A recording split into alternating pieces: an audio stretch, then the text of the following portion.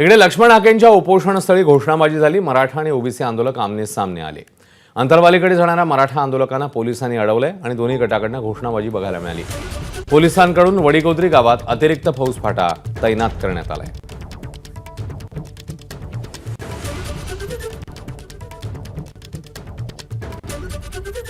जालन्यामधल्या वडीगोद्रीमधली हे दृश्य।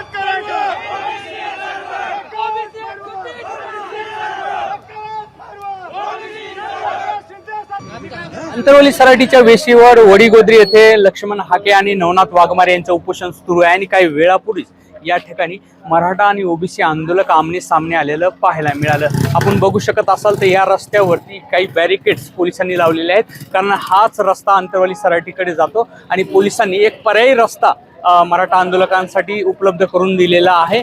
मात्र काही आंदोलकांनी याच ठिकाणाहून जाण्याचा आग्रह धरल्यामुळे पोलिसांची त्यांची हुज्जत झाली, काही गाड्या आतमध्ये सोडण्यात आल्या, त्यामुळे पोलीस आणि आंदोलक आमने सामने आल्याचं पाहायला मिळालं। आपण बघू शकत असाल तर अशा वेळी काही आंदोलक अंतरवली सराटीतून बाहेर जाण्याचा पर्याय या ठिकाणी निवडतात, मात्र येताना कुठेतरी कायदा आणि सुव्यवस्थेचा प्रश्न निर्माण होऊ शकतो म्हणून पोलिसांनी या ठिकाणी अशा प्रकारे बॅरिकेड्स लावलेले आहेत। आपण बघू शकत असाल तर रॅपिड ॲक्शन फोर्सचे देखील काही जवान या ठिकाणी तैनात करण्यात आलेले आहेत। दंगा नियंत्रण पथक कालपासूनच एक तुकडी या ठिकाणी तैनात करण्यात आलेली होती।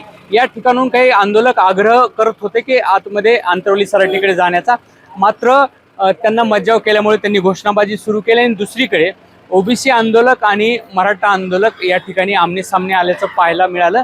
एकूणच परिस्थिती या क्षणाला तरी नियंत्रणात आहे, मात्र अतिरिक्त फौजफाटा या ठिकाणी असावा अशा प्रकारची मागणी देखील होताना पाहायला मिळत आहे। रवी मुंडे, एबीपी माझा, वडीगोद्री। एबीपी माझा, उघडा डोळे बघा नीट।